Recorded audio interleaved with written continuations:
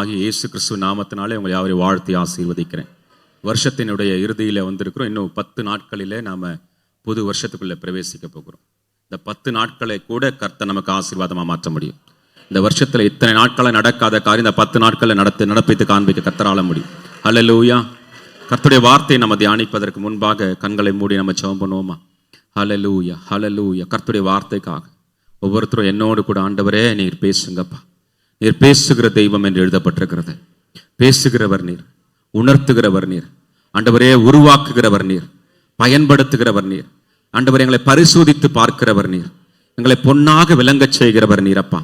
ஹல்லேலூயா, ஹல்லேலூயா, ஹல்லேலூயா. கொஞ்சம் வாய் திறந்து சத்தத்தை உயர்த்தி, ஆண்டவரே அப்பா இன்றைக்கு என்னோடு கூட பேசுங்க என்று சொல்லி கேட்போம். ஹல்லேலூயா, ஹல்லேலூயா, ஹல்லேலூயா, ஹல்லேலூயா, ஹல்லேலூயா. கபன ரபதயாந்தே ரே கபன ஹதுரதனா ஷபல நஹதுரதனா ஹபியான் கபவுன ரஹந்தபயாந்தரா லே ஷலப ரஹன உதரஹந்தபயாங்கா நதரதனா லபுன ரஹலபரியான் தெரபிதன ஹந்துன ஹரபுதினி. ஆண்டவரே உங்க நாமத்தை நாங்கள் உயர்த்தி ஜெபிக்கிறோம் அப்பா, உங்க நாமத்தை நாங்கள் உயர்த்துகிறோம் ஆண்டவரே. உமக்கு ஸ்தோத்திரம், ஸ்தோத்திரம், ஸ்தோத்திரம், ஸ்தோத்திரங்கத்தாவே. ஹல்லேலூயா, hallelujah, hallelujah. Rikaba radala tura shabuna rahala banahatuan tere rikabu rahantana taratuan tere rikaba naharaga natara labunu rahala nabayankaba natura hanta bayantere dina. Hallelujah, hallelujah, hallelujah, hallelujah, hallelujah, hallelujah, hallelujah. கர்த்தருடைய ஆவியானவர் நம்முடைய இருதயத்தில் இருக்கிறதை எங்களுடைய இருதயத்துக்குள்ள கொண்டு வருவீராக. ஹல்லேலூயா, ஹல்லேலூயா. வலது கரத்தை உங்க தலை மேல வைத்து, வலது கரத்தை உங்க தலை மேல வைத்து ஆண்டவர் சமூகத்தில் அறிக்கை செய்வோம். ஆண்டவரே இன்றைக்கு என்னோடு கூட பேசுங்க. உணர்வுள்ள ஆவியை எனக்கு தருவீராக. ஒப்பு கொடுக்கிற இருதயத்தை எனக்கு தருவீராக. கீழ்ப்படுகிற மனதை எனக்கு தருவீராக. இன்றைக்கு என் வாழ்க்கையில ஒரு புதிய ஆரம்பம் உண்டாகட்டும், ஒரு புதிய ஆரம்பம் உண்டாகட்டும், ஒரு புதிய ஆரம்பம் உண்டாகட்டும். கர்த்தர் விரும்புகிற வாழ்க்கை நான் வாழ எனக்கு உதவி செய்யுங்க. ஆமென். ஆண்டவராக இயேசு கிறிஸ்துவின் நாமத்தில் மறுபடியும் உங்களை வாழ்த்தி ஆசீர்வதிக்கிறேன். மத்தேயு எழுதின சுவிசேஷ புஸ்தகம் 11வது அதிகாரம் திருப்பிக் கொள்ளலாம். மத்தேயு சுவிசேஷ புஸ்தகம் 11வது அதிகாரம் 28ஆம் வசனத்திலிருந்து. ஒரு நிமிஷமா எல்லாரும் எடுத்துக்கிறீங்களா? எல்லாரும் எடுத்துங்க, வாசிங்க. வருத்தப்பட்டு பாரம் சுமக்கிறவர்களே, நீங்கள் எல்லாரும் என்னிடத்தில் வாருங்கள், நான் உங்களுக்கு இளைப்பாறுதல் தருவேன். ஹல்லேலூயா, ஹல்லேலூயா. இந்த வார்த்தை கொண்டு அநேகரை கர்த்தர் அழைச்சிருக்கிறார். அநேகர் கர்த்தருக்குள்ள வந்திருக்கிறோம். இந்த வார்த்தையினுடைய அர்த்தம் என்ன? எந்த காரியத்துக்காக ஆண்டவர் இதை செய்கிறார்? உண்மையை சொல்ல போனா இந்த வசனத்தை பெரும்பாலும் சுவிசேஷ கூட்டங்கள்ல பயன்படுத்துவது உண்டு. சுவிசேஷ கூட்டங்களில் இந்த வசனத்தை பயன்படுத்தி ஆண்டவர் நம்மோடு கூட பேசுகிறது உண்டு. பட் இதோட நம்முடைய வாழ்க்கை முடிஞ்சிருதா, இல்லை இதுதான் ஆரம்பமா? இதை குறித்து நம்ம ஒரு சின்ன விளக்கத்தோடு கூட நம்ம தொடர்ந்து பார்க்கலாம். வாங்க, முன்னாடி வாங்க. இந்த ஸ்கிரீன்ல இந்த இதை போடுங்க.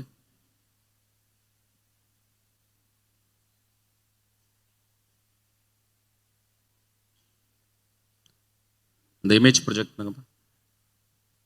Okay, right. முன்னாடி வாங்க.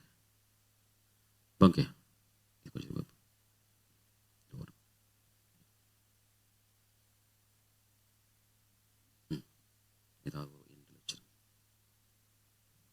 சரி, கொஞ்சம் நல்லா கவனிங்க. கொஞ்சம் முன்னாடி வந்துருங்க. அந்த 4 பேர், நீங்க அங்கே இருங்க. நீங்க 4 பேர் முன்னாடி வந்துருங்க.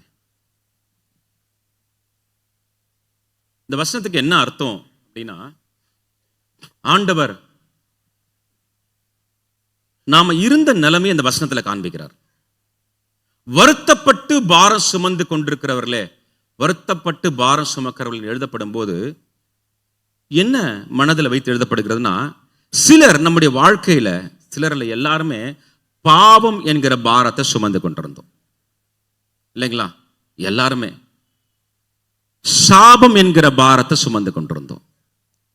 வியாதி, நோய், பலவீனம் என்கிற பாரத்தை சுமந்து கொண்டிருந்தோம். தரித்திரம் என்கிற பாரத்தை சுமந்து கொண்டிருந்தோம். இப்படிப்பட்ட பாரம் சுமந்து அந்த பாரத்தினால் அழுத்தப்பட்டு விடுதலையோடு கூட வாழ முடியாம ஒவ்வொரு நாளும் அதனால எப்படி இருந்தோம்னா, வருத்தப்பட்டு பாரம் சுமக்கிறவர்களே, அந்த பாரம் நமக்கு என்ன கொடுத்திருக்குங்க? வருத்தத்தை. ஒவ்வொரு நாளும் வருத்தப்பட்டும் அந்த பாரத்திலிருந்து விடுதலையாக நமக்கு விருப்பம் உண்டு. ஆனா அந்த பாரத்திலிருந்து விடுதலையாக நம்மால முடியல. பாவத்தை சுமக்க விருப்பம் இல்லை, ஆனா பாவம் நம்மளை விடுற மாதிரி இல்லை. சாபம் இல்லாத ஒரு வாழ்க்கை வாழ விரும்பணும், ஆனா சாபம் நம்மை விட்டு போற மாதிரி தெரியல. வியாதியோடு கூட போராடி கொண்டிருந்தோம், ஆனா வியாதிக்காக என்ன முயற்சி செய்தாலும் வியாதி நாளுக்கு நாள் அதிகமாகுதே தவிர குறைஞ்ச மாதிரி தெரியல. அதோடு கூட தரித்திர பிரச்சனை வேற. போராட்டமான வாழ்க்கை. நாளைக்கு விடியுமா? இனிமே நான் வாழ்வேனா? என் வாழ்க்கையில் இன்னொரு வாய்ப்பு இருக்கா? நாளைக்கு விடியலை நான் பார்ப்பேன் என்று அநேகர் வாழ்ந்து கொண்டிருந்தோம். இப்படிப்பட்ட பாரம் சுமந்து கொண்டிருந்த வாழ்க்கையை தான் இந்த வசனத்தில் ஆண்டவர் படம் பிடித்து காண்பிக்கிறார். அல்லேலூயா. இப்படி பாரம் சுமந்து கொண்டிருந்தோம். நல்ல கவனிங்களேன், இந்த பாரத்தை சுமக்க நமக்கு யாருக்குமே விருப்பம் இல்லை, ஆனா அதிலிருந்து விடுதலையாக முடியவும் இல்லை. யாராவது ஒருத்தர் வரமாட்டாங்களா? யாராவது ஒருத்தர் வந்து நம்மளை காப்பாற்ற மாட்டாங்களா? யாராவது ஒருத்தர் நமக்கு விடுதலை கொடுக்க மாட்டாங்களா? இந்த பாவம் நிறைய அடிமைத்தனத்துக்கு நேரம் நம்ம கொண்டு போயிருச்சு. குடிப்பழக்கம் என்கிற அடிமைத்தனம், வேசித்தனம் என்கிற அடிமைத்தனம், பொய் என்கிற அடிமைத்தனம், பல அடிமைத்தனங்களுக்குள்ள நம்மை சிக்க வைத்து இந்த பாவ வாழ்க்கை, சாப வாழ்க்கை, தரித்திர வாழ்க்கை, வியாதி என்கிற வாழ்க்கை எப்படிப்பட்ட வாழ்க்கை தெரியுங்களா? இதுல இருந்து நம்ம விடுதலையாக முயற்சி பண்ணா இன்னும் அதிகமா பாதிக்கப்பட்டுருவோம். ஒரு சேற்று குழியில நிற்கிறது போல ஒரு காலை எடுக்க முயற்சி பண்ணினா இன்னொரு கால் இன்னும் ஆழமா போயிடும். இப்படிப்பட்ட வாழ்க்கை வாழ்ந்து கொண்டிருந்த நம்ம மேல ஆண்டவர் இரக்கம் வைத்தார். இப்படிப்பட்ட வாழ்க்கை வாழ்ந்து கொண்ட நம்ம மேல ஆண்டவர் கிருபை வைத்தார். இப்படிப்பட்ட வாழ்க்கை வாழ்ந்த நம்மை பார்த்துதான் ஆண்டவர் இன்றைக்கு அழைக்கிறார். அல்லேலூயா. ஒரு நாள் அழைத்தார், இன்றைக்கு அநேகரை அழைக்கிறார். ஒரு நாள் அழைத்தார், நாம செவி கொடுத்தோம், அவருடைய பிள்ளையா மாறணும், இதுல இருந்தெல்லாம் விடுதலையாக்கப்பட்டோம், இன்றைக்கு அநேகரை கர்த்தர் அழைக்கிறார்.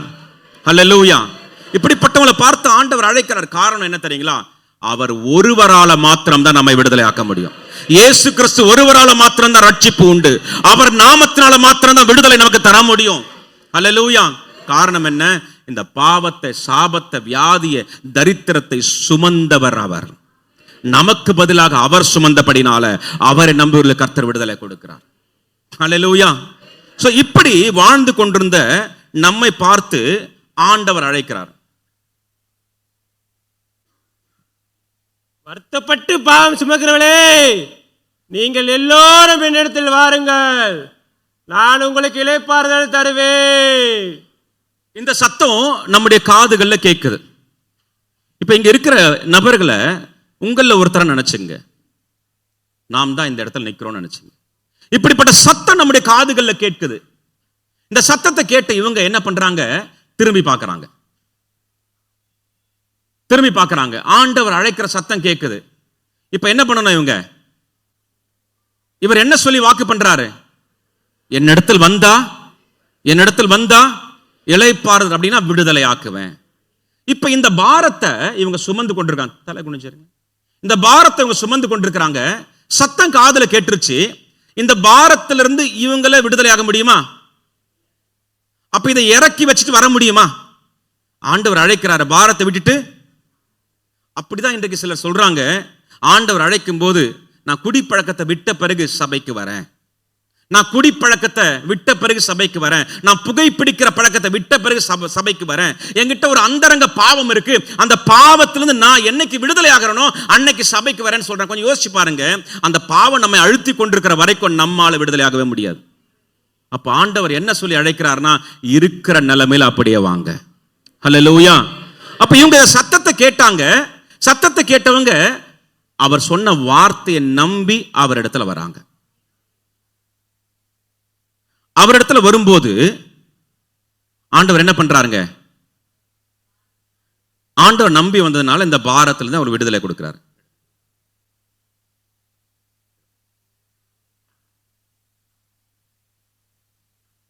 இவர் அழுத்தி கொண்ட இந்த பாரம் இப்ப என்ன ஆயிருச்சு? ரிலீஸ் ஆயிருச்சு.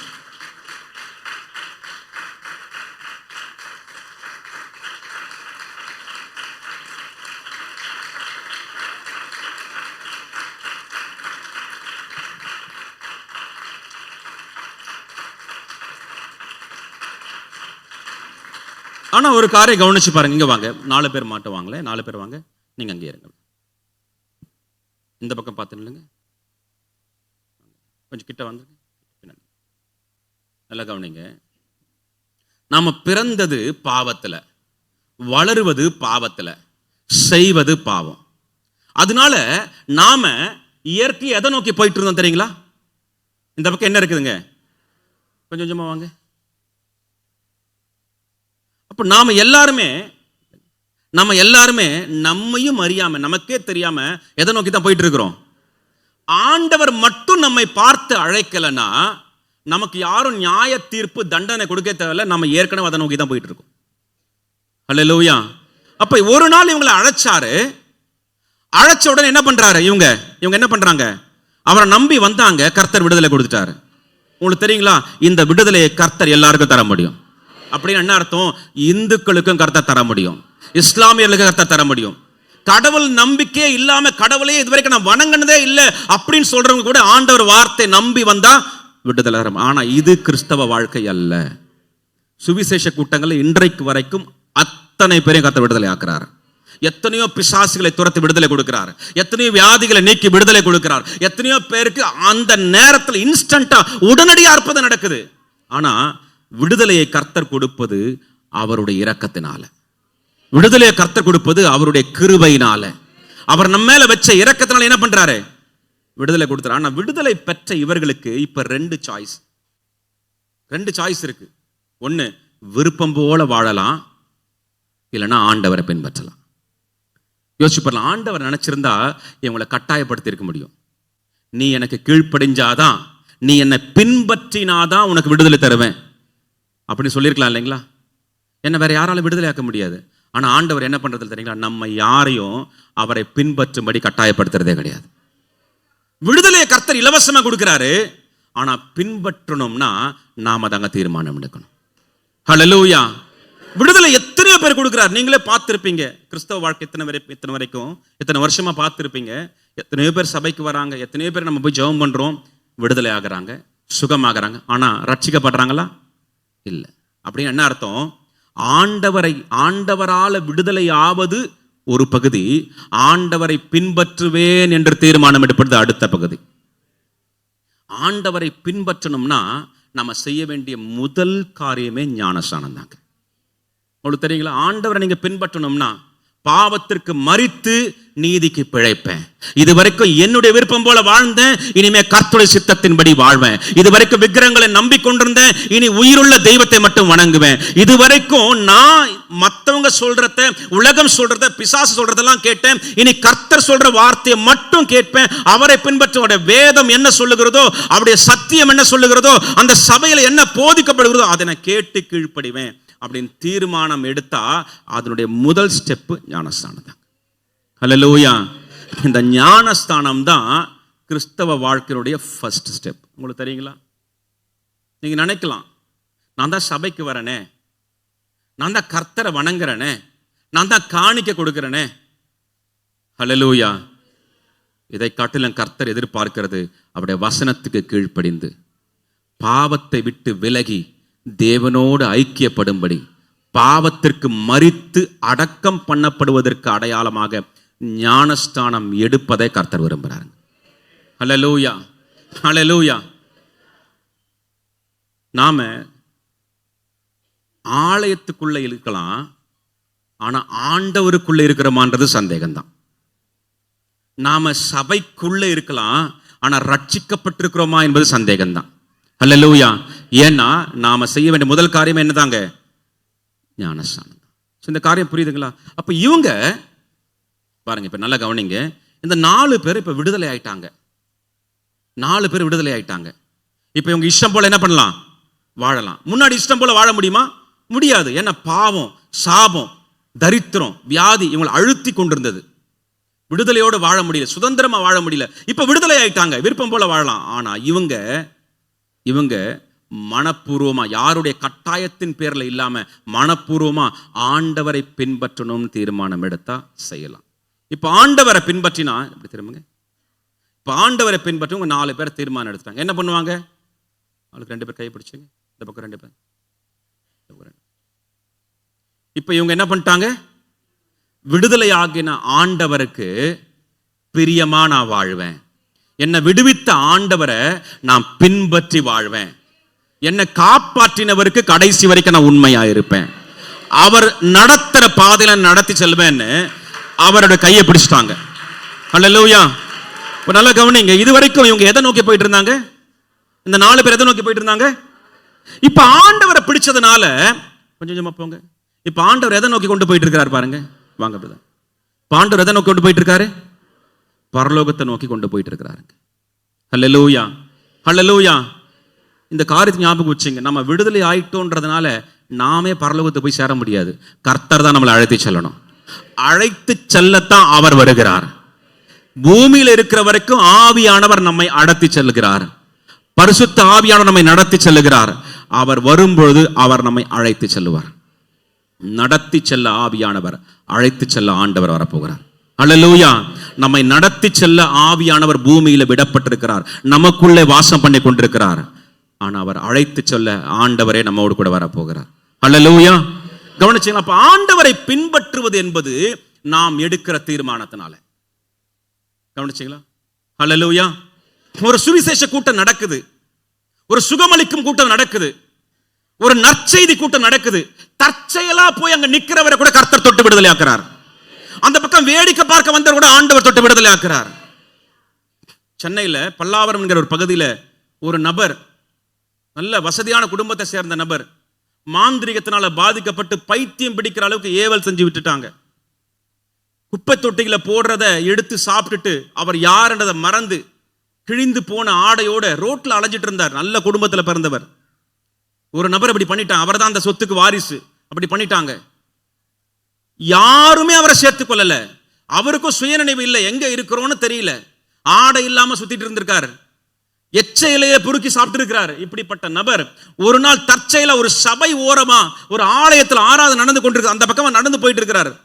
திடீரென்று உள்ள நடந்த ஆராதனை ஆவியானவர் அவரை தொட்டு உள்ள இழுத்தார். ஹல்லேலூயா. அவர் ஓடி வந்து ஆலயத்தில் விழுந்தார். விழுந்து எழுந்திருக்கும் போது விடுதலையாகி எழுந்தார்.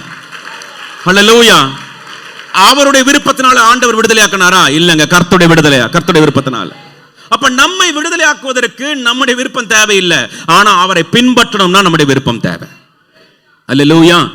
அப்ப நாம என்றைக்கு அவரை பின்பற்றணும் தீர்மானிக்கிறோமோ அன்றைக்கு தான் விடுதலையை முழுசா அனுபவிக்க முடியும். அல்லேலூயா, அல்லேலூயா. நான் திரும்ப சொன்னேன் இல்லைங்களா, நீங்க தீர்மானம் எடுத்தாதான் கர்த்தர் பூரண விடுதலை தர முடியும். ஸோ அதனால இந்த நேரத்தில் கண்களை மூடி அப்படி நம்ம ஜெபம் பண்ணுவோம். கொஞ்ச நேரம் ஜெபம் பண்ணிட்டு அடுத்த பகுதிக்கு போறதுக்கு முன்னாடி கண்களை மூடி நம்ம ஜெபம் பண்ணுவோம். எல்லாரும் கண்களை மூடி தலைகளை தாழ்த்தி, கர்த்தர் உங்களோடு கூட பேசியிருப்பார் நினைக்கிறேன். அப்படியே ஜெபம் பண்ணுங்க, கண்களை மூடி ஜெபம் பண்ணுங்க. ஹல்லேலூயா. Thank you Jesus. நன்றி செலுத்துகிறோம் அப்பா, நன்றி செலுத்துகிறோம் ஆவியானவரே. நம்முடைய பிள்ளைகளுடைய இருதயத்தில் நீங்க பேசிக் கொண்டிருக்கிறத நான் விசுவாசிக்கிறேன். ஹல்லேலூயா. இப்பொழுது கிரியை நடப்பிப்பீராக. பரிசுத்த ஆவியானவர் இப்பொழுது கிரியை நடப்பிப்பீராக. பரிசுத்த ஆவியான கிரியை நடப்பிப்பீராக. ஆண்டவரே, விடுதலையை சுலபமா உங்களால தர முடியும், சுகத்தை சுலபமா உங்களால தர முடியும். உம்மை நம்புகிற யாவருக்கும் விடுதலை தருகிறீர் ஆண்டவரே.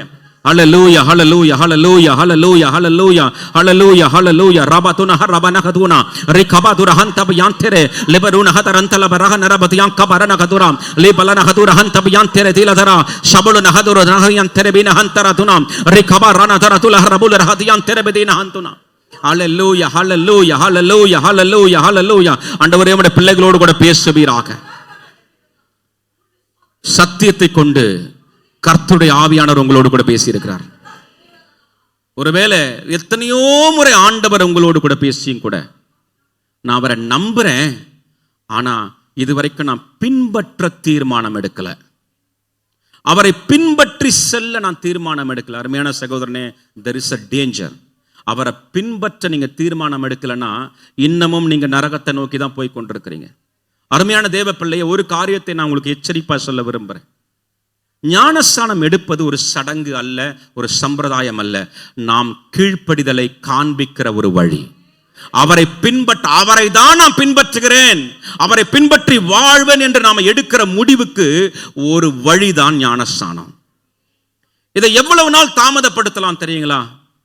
கர்த்தர் வருகிற வரைக்கும் தாமதப்படுத்தலாம்.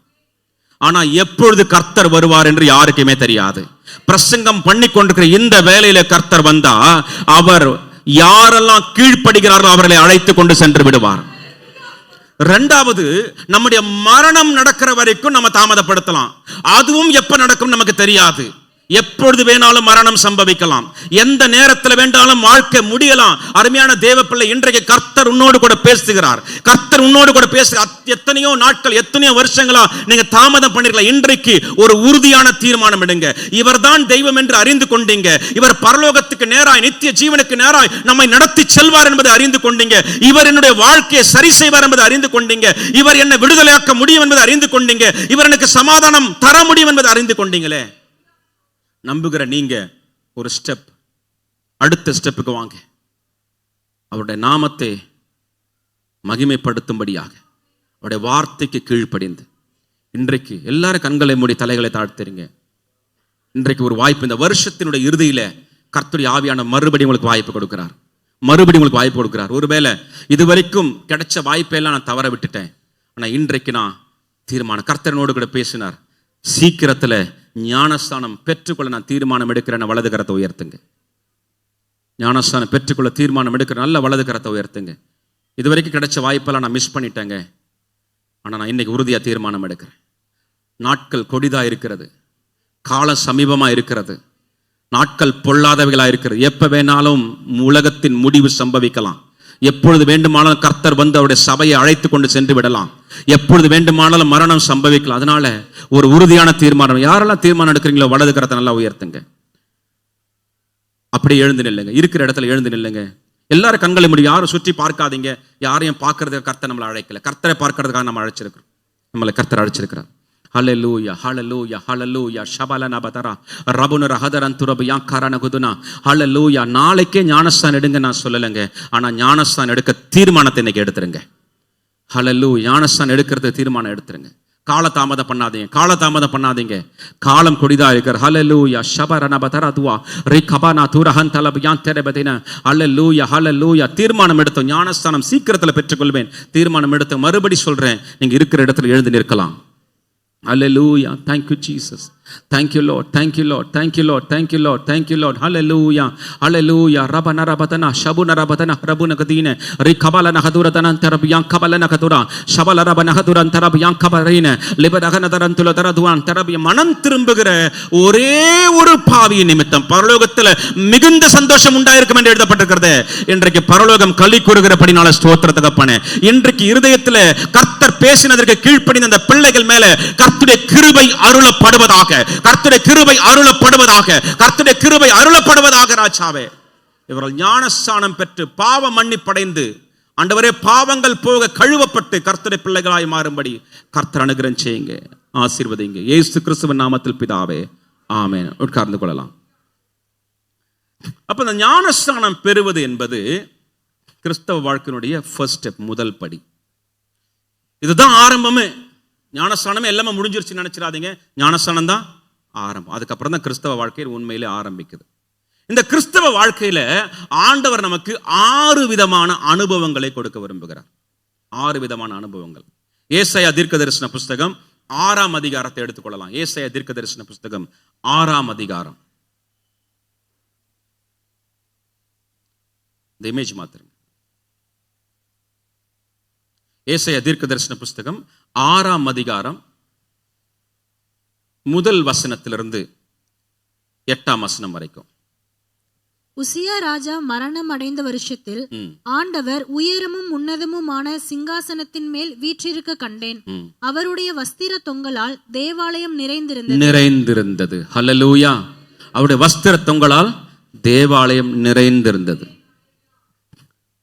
இந்த முதல் வசனத்துல ஆண்டவர் கொடுக்க விரும்புகிற முதலாவது அனுபவம் தேவனை சந்திக்கிற அனுபவம். ஹல்லேலூயா. இங்க இருக்கிற அத்தனை பேருக்கும், தேவாலயத்தில் கூடியிருக்கிற அத்தனை பேருக்கும் ஆண்டவர் அவரை சந்திக்கிற வாய்ப்பை கொடுக்க விரும்புகிறார். இந்த இடத்துல எழுதப்பட்டிருக்கு பாருங்களேன், வீற்றிருக்க கண்டேன். தேவன் யார் என்பதை, அதாவது தரிசன கண் திறக்கப்பட்டு தரிசனம் பார்க்கறத பத்தி நான் சொல்லல, சொப்பனம் பார்க்கறத பத்தி சொல்லல, தேவன் யார் என்பதை நேரடியாக முகமுகமாக அறிந்து கொள்கிற ஒரு அனுபவத்தை. ஹல்லேலூயா. ஆங்கிலத்தில் என்கவுண்டர் சொல்லுவாங்க.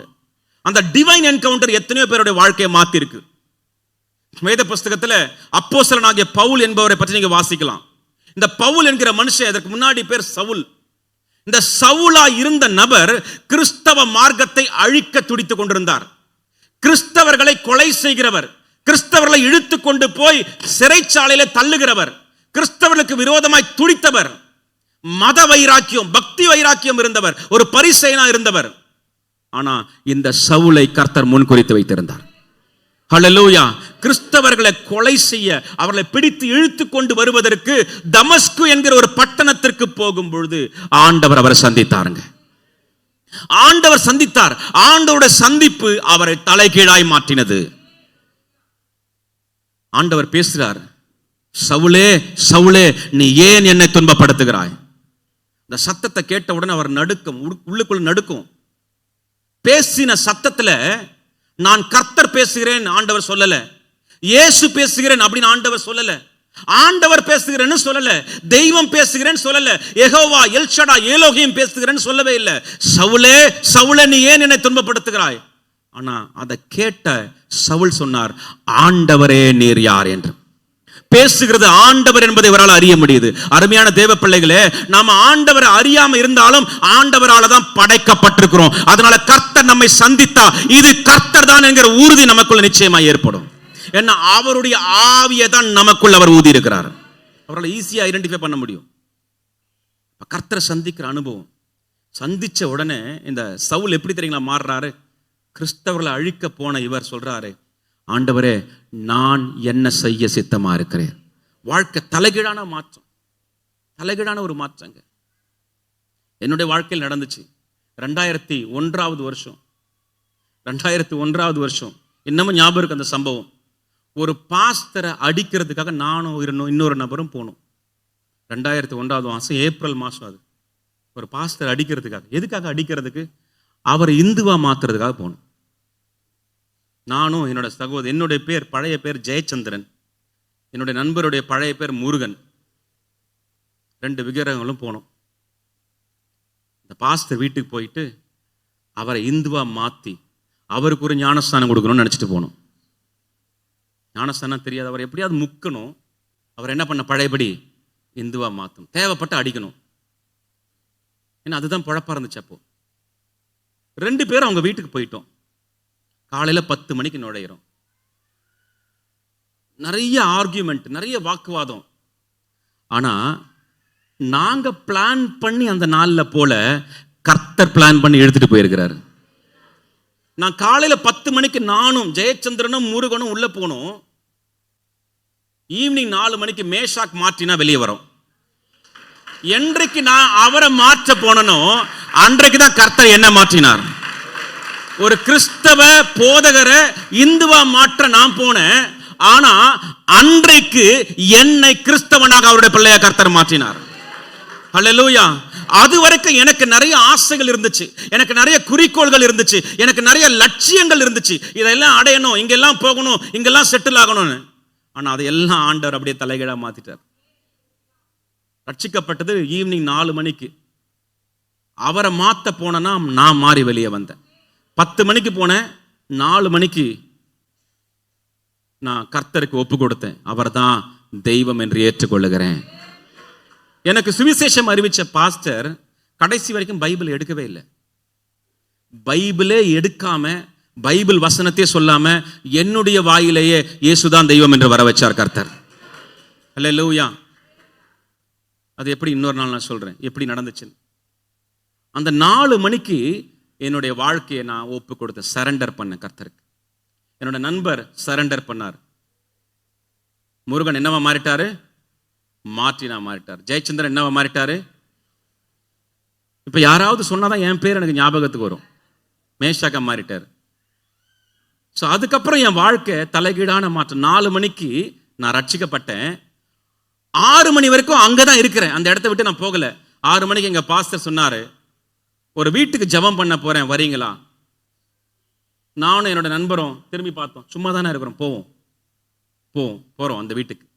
அந்த வீட்டுக்கு போயிட்டு நாங்க அந்த பாஸ்டர் பாட்டு பாடுறாரு, ஜெபம் பண்றாரு. இதெல்லாம் எங்களுக்கு தெரியாது, உட்காந்து வேடிக்கை பார்த்துட்டு இருக்கோம்.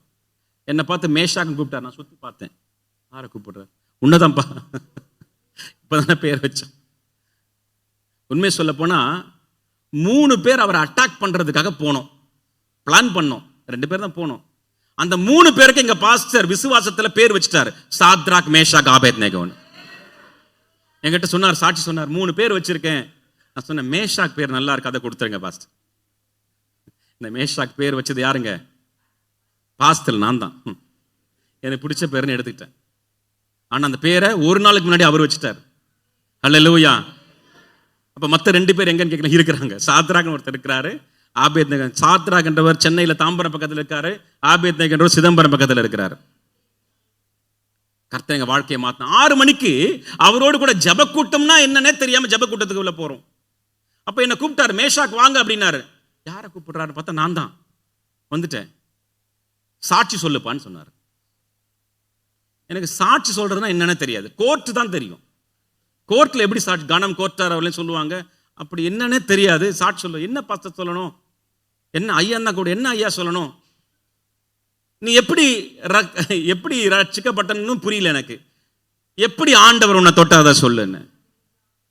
ஹல்லேலூயா. கர்த்தர் தைரியம் கொடுத்தாரு. எதுக்காக வந்தோம், எப்படி மாறணும்ன்றது அந்த இடத்துல சொன்னாங்க. ஹல்லேலூயா. 4 மணிக்கு ரட்சிக்கப்பட்டேன், 6 மணிக்கு ஊழியத்தை கர்த்தர் ஆரம்பிச்சார். அன்னைக்கே ஊழிய கர்த்தர் ஆரம்பிச்சு விட்டார்.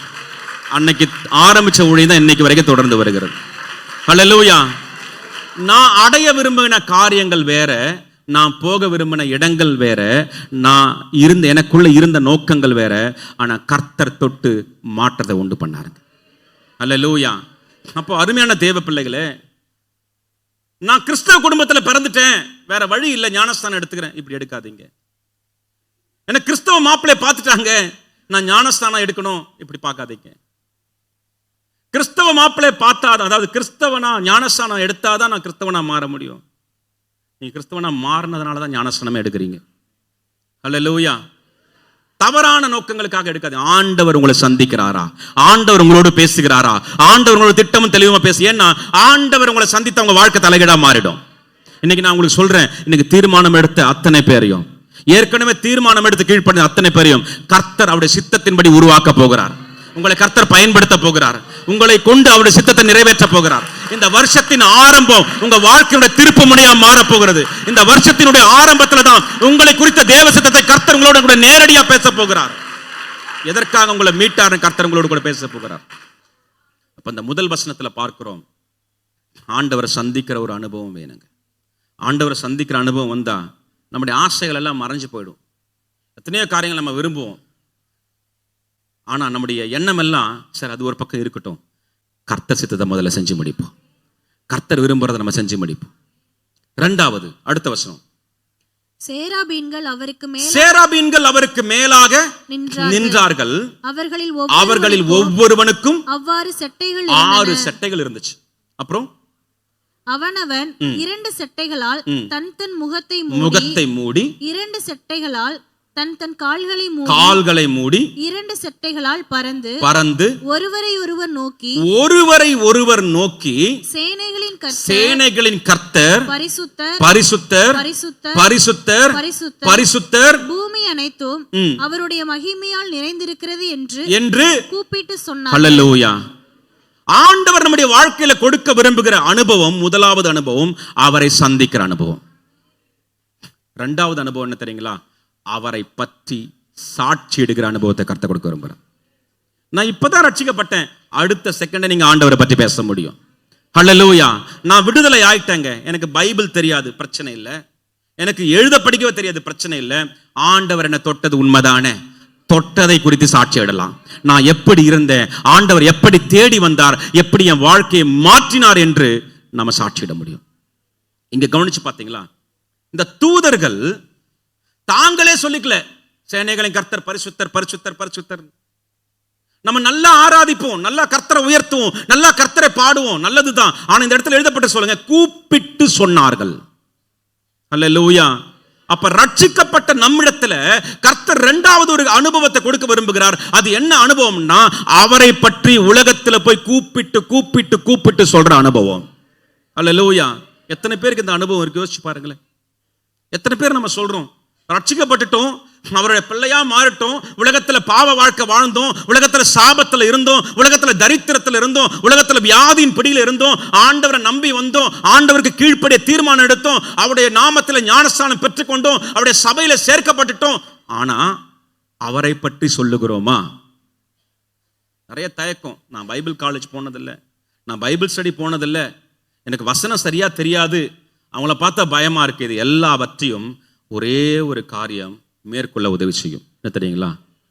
என்னை மீட்டவர் அவர்களே மீட்க வேண்டுமே, என்னை ரட்சித்த தெய்வம் அவர்களையும் ரட்சிக்கணுமே, என்னை நரகத்துக்கு போகாம காப்பாற்றின தெய்வம். உங்களுக்கு தெரியுங்களா, நரகத்துக்குள்ள போன பிறகு யாரையும் காப்பாற்ற முடியாது, போறதுக்கு முன்னாடி காப்பாற்றலாம். அல்லேலூயா.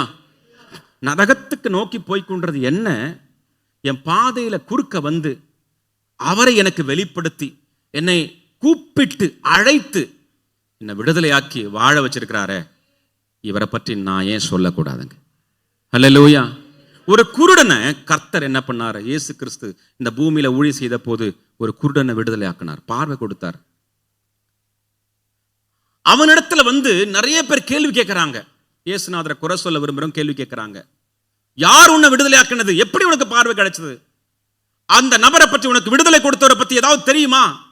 அவர் ஒரு பாவி தெரியுமா? இப்படிலாம் கேட்டாங்க. அந்த மனுஷன் சொல்றான், எதுவுமே எனக்கு தெரியாதுங்க, ஒன்னே ஒண்ணு தெரியும், நான் குருடனா இருந்தேன், இப்பொழுது காண்கிறேன்.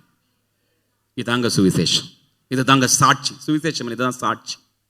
நான் எப்படி இருந்தேன், இப்பொழுது எப்படி ஆண்டவர் என்னை மாற்றி இருக்கிறார். அல்லேலூயா. நம்மள அநேகருக்கு பல நோக்கங்கள் இருந்திருக்கலாம் வாழ்க்கையில, ஆனா ஆண்டவர் தொட்ட பெற நோக்கமே திசையே மாறி இருக்கும். அல்லேலூயா. யாருக்கும் கொடுக்காதவங்களை உதாரத்துவமா கொடுக்க வைக்கிறவர் கர்த்தர். அல்லேலூயா. அல்லேலூயா. மறைக்கிறவர்களை வெளிப்படுத்த வைக்கிறவர் கர்த்தர். சுயநலமா வாழறவங்களை மற்றவர்களுக்காக வாழ வைக்கிறவர் கர்த்தர்.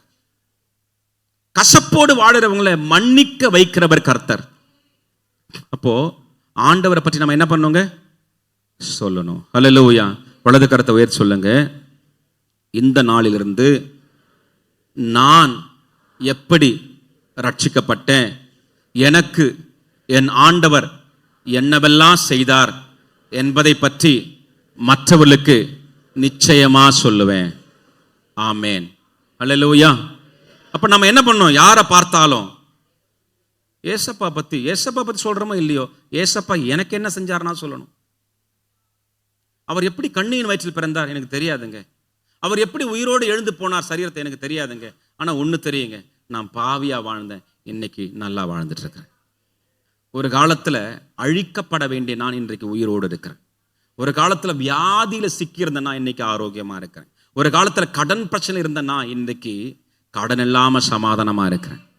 ஒரு காலத்துல குடும்பத்துல அடுத்தடுத்த மரணங்கள் நடந்த என்னுடைய குடும்பத்தை இன்றைக்கு எல்லாரையும் உயிரோட வச்சிருக்கிறாரு கர்த்தர். ஒரு காலத்துல ரோட்ல இருந்த எனக்கு கர்த்தர் இன்னைக்கு வீட்டை கொடுத்து ஆசீர்வதிச்சிருக்கிறார். ஒரு காலத்துல தனிமையா இருந்த எனக்கு கர்த்தர் குடும்பத்தை கொடுத்து வீடு வாசலை கொடுத்து உயர்த்தி வச்சிருக்காரு. இப்படி சொல்ல முடியுமே? இதுதாங்க சாட்சியின் வாழ்க்கை. அல்லேலூயா.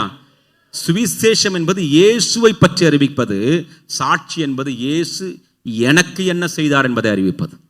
அல்லேலூயா. எத்தனை பேருக்கு ஞாபகம் இருக்கு இயேசு உங்களுக்கு என்னெல்லாம் செஞ்சிருக்கிறாரு? எல்லாருக்கும் ஞாபகம் இருக்கா? இதை நான் உங்களுக்கு கிளாஸ் எடுக்கணுமா? ஒரு பாஸ்டர் சொல்லி கொடுக்கணுமா? தேவையில்லை. உங்களுக்கு ஆண்டவர் என்ன செஞ்சாருன்னு நமக்கு நல்லா தெரியும். சுயநினைவு இருக்கிற வரைக்கும் அவரை பத்தி சொல்லிட்டே இருக்கலாம். அல்லேலூயா. மூன்றாவது அனுபவம், அடுத்த வசனம். கூப்பிடுகிறவர்களின் சத்தத்தால் வாசல்களின் நிலைகள் அசைந்து ஆலயம் புகையினால் நிறைந்தது. அல்லேலூயா. அல்லேலூயா. கூப்பிடுகிறவர்களின் சத்தத்தால் அப்படின்னு என்ன அர்த்தம் தெரியுங்களா? சாட்சியிடுகிற ஜனங்கள் ஆண்டவரை ஆராதித்தாதான் அந்த ஆலயத்துல மகிமை இறங்க ஆரம்பிக்கும். சும்மா இருக்கிறவர்ல ஆண்டவருடைய நன்மைகளை எல்லாம் அனுபவித்து அதை யாருக்குமே பகிர்ந்து கொள்ளாம, யாருக்குமே சொல்லாம, ஒண்ணு நன்மைகளை பகிர்ந்து கொள்ளணும், நன்மைகளை பற்றி பேசணும். ரெண்டுமே செய்யாம சுயநலமா வாழ்கிற ஜனங்க பெரும்பாலானவங்க இருந்தா அந்த இடத்துல மகிமை இறங்காது. ஆண்டவரை பற்றி அறிவிக்கிற ஜனங்கள் கூடி இருந்தா அந்த இடத்துல, அந்த தேவாலயத்துல தேவ மகிமை இறங்க ஆரம்பிக்கும். அல்லேலூயா. கூப்பிடுகிற சத்தத்தினால் தேவாலயம் என்னாச்சுங்க? வாசலின் நிலைகள் அசைந்து ஆலயம் புகையினால் நிறைந்த, அந்த இடம் மகிமையினால் நிறைந்திருக்கும். அடுத்த வசனம். அப்பொழுது நான் ஐயோ அதமானேன். மூணாவது அனுபவம் பாருங்க. முதல்ல அவரை சந்திக்கிற அனுபவம், இரண்டாவது அவரை பற்றி பேசுகிற சாட்சியிடுகிற அனுபவம், மூணாவது ஒரு அனுபவம் பாருங்க. ஆண்டவர் சமூகத்துல ஆண்டவரை ஆராதிக்கிற வேளையில ஆண்டவருடைய ஆலயத்தில் இருக்கிற இந்த ஏசாயாவுக்கு ஒரு சம்பவம் நடக்குது, ஒரு காரியம் நடக்குது பாருங்க. அப்பொழுது நான் ஐயோ அதமானேன், நான் அசுத்த உதடுகள் உள்ள மனுஷன், அசுத்த உதடுகள் உள்ள ஜனங்களின் நடுவில் வாசமாயிருக்கிறவன், சேனைகளின் கர்த்தராகிய ராஜாவை என் கண்கள் கண்டதே என்று. அருமையான தேவ பிள்ளைகளே, இது ஆண்டவர் நம்முடைய வாழ்க்கையில கொடுக்க விரும்புகிற மூணாவது அனுபவம். என்ன அனுபவம் தெரியுங்களா? நாம ஆண்டவரை நம்பி அவருடைய பிள்ளையா மாறிட்டோம். அன்னைக்கே எல்லா கெட்ட பழக்கங்கள்ல இருந்தும் எல்லா பாவங்கள்ல இருந்தும் விடுதலையாக மாட்டோம். எத்தனையோ பாவங்கள் நம்முடைய வாழ்க்கையில் தொடர்ந்து வரலாம், எத்தனையோ மறைமுகமான பாவங்கள் நமக்குள்ள இருக்கலாம், எத்தனையோ அந்தரங்கமான பாவங்கள் நமக்குள்ள இருக்கலாம். ஆண்டவர் சமூகத்தில் உட்கார்ந்திருக்கிற நான் அவருக்கு முன்பாக எதையுமே மறைக்க முடியாது. நான் அந்த உலகத்தில் மறைக்கலாம், மனுஷருக்கு மறைக்கலாம், குடும்பத்தாருக்கு மறைக்கலாம், ஆனால் கர்த்தருக்கு எதுவுமே மறைக்க முடியாது. சகலம் அவருக்கு முன்பாக. அப்ப அவருடைய பிள்ளைகள் எப்படி வாழணும் விரும்புகிறார் தெரியுங்களா? பாவம் இல்லாத ஒரு வாழ்க்கை, சுத்திகரிக்கப்படுகிற அனுபவத்தை கர்த்தர் விரும்புகிறாருங்க. நீங்க உண்மையா கர்த்தரை ஆராதிச்சா, தேவ பிரசன்னம் உண்மையா உங்க மேல இறங்குச்சுன்னா, தேவ வல்லமை உண்மையா உங்க மேல ஊற்றப்பட்டுச்சுன்னா, தேவ சமூகத்துல நீங்க இருக்கும் பொழுது பாவங்கள் உணர்த்தப்படுங்க. உண்மையான ஆராதனை என்ன தெரியுங்களா? உணர்த்தப்பட்டு அதற்கப்புறம் ஒப்பு கொடுப்பது தான் உண்மையான ஆராதனை. அல்லேலூயா. அப்ப தேவ பிரசன்னத்தை, தேவனை ஆராதிக்கிற நமக்கு ரெண்டு காரியங்கள் கண் திறந்து காண்பிக்கப்படும். நல்லா கவனிங்க சொல்றத. தேவனை ஆராதிக்க வந்த நமக்கு ரெண்டு காரியங்களை கர்த்தர் கண் திறந்து காண்பிப்பார், கண் திறக்க வைத்து காண்பிப்பார். என்ன காரியத்தை? முதல்ல தேவன் யார் என்பதை நம்முடைய கண் திறந்து பார்ப்போம். இரண்டாவது, அவரை பார்த்து கொண்டிருக்கும் பொழுதே நான் யார் என்பதும் தெரிஞ்சிடும். அல்லேலூயா. நம்மை சுற்றி அந்த மகிமையின் மேகம் மூடும் பொழுது பக்கத்தில் இருக்கிறவங்க யாருன்னு தெரியாது, ஆனா கர்த்தர் யாருன்னு தெரியும். இரண்டாவது, அவர் பிரசன்னத்தில் நின்று கொண்டிருக்கிற நான் இப்பொழுது எந்த நிலையில வந்து நிற்கிறேன்னு தெரியும். பேரண்ட்ஸை ஏமாத்திடலாம், கூட பிறந்தவங்களை ஏமாத்திடலாம், கணவரை ஏமாத்திடலாம், மனைவி ஏமாத்திடலாம், பிள்ளைகளை ஏமாத்திடலாம், ஆனால் கர்த்தரை ஏமாற்ற முடியாது. அல்லேலூயா. தேவ சமூகத்தில் இப்படிப்பட்ட ஒரு அனுபவம் வேணும். வருஷா வருஷம் வாரம் சபைக்கு வரும், மாதம் உபவாசம் பண்றோம், வருஷத்துக்கு ஒரு முறை காத்திருப்பு கூட்டங்கள் நடத்துறோம், வருஷத்துக்கு ஒரு முறை நம்ம சுத்திகரித்துக் கொள்றோம். ஆனா ஆண்டவர் உணர்த்தினா நம்முடைய வாழ்க்கை எப்படிப்பட்டதுன்னு தெரியும், நம்முடைய ஐக்கியம் யாரோடு இருக்கிறதுன்னு தெரியும். அல்லேலூயா. சமீபத்தில் ஒரு நபருக்காக, அதாவது ஒரு இடத்துல வகுப்பு நடத்திட்டு இருக்கும்போது ஆண்டவர் ஒரு நபரை காண்பிச்சு சொன்னாரு, இந்த நபர் இடத்துல நீ போய் சொல்லு, உன் ஐக்கியம், நீ ஐக்கியப்பட்ட நபர் தவறான நபர், அந்த ஐக்கியத்தை விட்டனா ஆண்டவர் உன்னை ஆசீர்வதிப்பார். அல்லேலூயா. ரெண்டு காரியங்கள் வெளிப்படுது. நான் அசுத்த உதடுகள் உள்ள மனுஷன். அல்லேலூயா. அவருடைய பாவம் எங்க இருக்கு? இந்த வார்த்தையில. இரண்டாவது, அவருடைய ஐக்கியம் எங்க இருக்குது? அசுத்த உதடுகள் ஜனங்களின் நடுவில் வாசமா இருக்கிறவன். ஆனாலும் இப்படிப்பட்ட பாவமான வாழ்க்கை வாடுற நபருக்கு கர்த்தர் தரிசனமாறார். அல்லேலூயா. நாம் செய்கிற பாவம் ஆண்டவர் நம்மை சந்திப்பதை தடுக்காது, ஆனா ஆண்டவர் சந்திப்பதே பாவத்திலிருந்து விடுதலை ஆக்கிறதுக்காகத்தான். சேனைகளின் கர்த்தராகிய ராஜாவை என் கண்கள் கண்டது. எத்தனையோ வருஷங்கள் கடந்து ஓடிருச்சு, நாட்கள் வேகமா போயிட்டு இருக்கு. சூழ்நிலையை பார்த்தா எப்ப வேணா வரலாம் போல தோணுது, ஆண்டவர் எப்ப வேணா வரலாம் போல தோணுது. திடீர்னு சூழ்நிலை மாறலாம், திடீர்னு என்ன வேணா நடக்கலாம். நம்முடைய எதிர்பார்ப்பு இப்படி நடக்கணும்னு, ஆனா நடக்கிறது வேற மாதிரி தான். நம்ம ஒண்ணுமே பண்ண முடியாது. நம்முடைய எதிர்பார்ப்பெல்லாம் இவர் சிஎம்மா வரணும், இவர் பிஎம்மா வரணும்ன்றதை விட அவர் சீக்கிரம் வரணும்னு இருந்தா நல்லா இருக்கும் நினைக்கிறேன். அல்லேலூயா. யார் எங்க வரணும்ன்றதை விட அவர் இங்க வரணும்னு விரும்பினா அதுதாங்க கிறிஸ்தவ வாழ்க்கை. அவர் வரணும்னா ஒரு நோக்கத்தோட தான் வருவார், அவருக்காக காத்து கொண்டிருக்கிறவர்களை அழைத்து கொண்டு செல்வதற்காக. அல்லேலூயா. அவர் அழைத்து கொண்டு செல்வதற்கு எது தடையா இருக்கும்? ரட்சிக்கப்பட்ட பிறகும் தொடருகிற பாவ வாழ்க்கை. அருமையான தேவ பிள்ளைகளே, யாரும் உங்களை நோக்கி கையை நீட்டி நீ இந்த பாவத்தில் இருக்குன்னு சொல்ல தேவையில்லை. ஆனா உங்களுக்குள்ள இருக்கிற ஆவியானவர் அதை நிச்சயமா செய்வார். அவர் பாவத்தை கண்டித்து உணர்த்துகிறார். இந்த மூன்றாவது அனுபவத்தை கர்த்தர் கொடுக்க விரும்புகிறார். இந்த வருஷத்தினுடைய கடைசி மாதத்துல கடைசி 10 நாட்கள் இருக்கிற நாம் கொஞ்ச நேரம் இந்த அனுபவத்துக்குள்ள போவோம். கண்களை மூடி அப்படியே ஜெபம் பண்ணுவோம். கண்களை மூடி தேவ சமூகத்துல ஆண்டவர் உங்க இருதயத்தை ஆராய்ந்து பார்க்க நீங்க இடம் கொடுங்க. நீங்க எத்தனை வருஷம், அதாவது ரட்சிக்கப்பட்டு பல வருஷம் ஆனவங்களா இருந்தாலும் சரி, சமீபத்தில் ரட்சிக்கப்பட்டவங்களா இருந்தாலும் சரி, போன மாதம் தான் ஞானஸ்தானம் எடுத்தவங்களா இருந்தாலும் சரி, 40 வருஷத்துக்கு முன்னாடி ஞானஸ்தானம் எடுத்தவங்களா இருந்தாலும் சரி, உங்களுடைய வாழ்க்கையை ஆராய்ந்து பார்க்க கர்த்தருக்கு இடம் கொடுங்க. உங்க பார்வை எப்படி இருக்கிறது? உங்களுடைய சிந்தனை, உங்க இருதயத்தின் நினைவுகள், உங்க வாயின் வார்த்தைகள், உங்களுடைய செயல்கள், உங்களுடைய நோக்கம், ஒவ்வொரு காரியத்தை நீங்க செய்யறதுக்கு பின்னாடி மோட்டிவ்னு சொல்லுவாங்களே, வழக்கறிஞர் சொல்லுவாங்க மோட்டிவ் என்ன மோட்டிவ்னு பாருங்க. நம்முடைய மோட்டிவ் எப்படி இருக்கு? நம்முடைய நோக்கங்கள்லாம் எப்படி இருக்கு? ஆண்டவர் சமூகத்துல இன்றைக்கு ஆராய்ந்து பார்க்க இடம் கொடுங்க. கர்த்தருடைய ஆவியானவர் நம்மத்தில ஏற்கனவே கிரியை செய்ய ஆரம்பிச்சு விட்டார். ஏற்கனவே கர்த்தருடைய ஆவியானவர் கிரியை செஞ்சுட்டு இருக்கிறாருங்க. ஏற்கனவே கர்த்தருடைய ஆவியானவர் இங்கே உலாவி கொண்டிருக்கிறார். ஹல்லேலூயா. கண்களை மூடி உங்க வாழ்க்கையை பத்தி மாத்திரம் யோசிங்க. அடுத்தவங்களை பத்தி கவலைப்படாதீங்க. அடுத்தவங்களை பத்தி யோசிக்காதீங்க. அடுத்தவங்க மேல கண் வைக்க, அடுத்த மேல பத்தி யோசிக்காதீங்க. அவங்க பரலோகம் போவாங்களா, இவங்க பரலோகம் போவாங்களா யோசிக்கிறத நான் பரலோகம் போவேன் யோசிக்க ஆரம்பிங்க. தேவ சமூகத்துல கண்களை மூடி அப்படியே ஜெபம் பண்ண ஆரம்பிங்க. ஜெபம் பண்ணுங்க. ஆண்டவர் சமூகத்துல இடம் கொடுங்க. தாவீது ராஜா இப்படி பேசுகிறார். ஆண்டவரே, தேவனே, என்னை ஆராய்ந்து அறிந்து கொள்ளும். வேதனை உண்டாக்கும் வழி என்னிடத்தில் உண்டோ என்று பார்த்து நித்திய வழியிலே என்னை நடத்தும் என்று சொன்னாரே.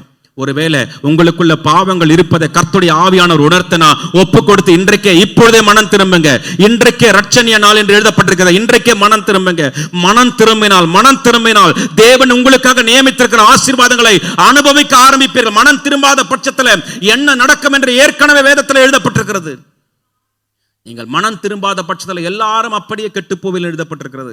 ஆனா மனம் பொருந்தி செவி கொடுத்தா தேசத்தின் நன்மையை புசிப்பீர்கள் எழுதப்பட்டிருக்கிறது.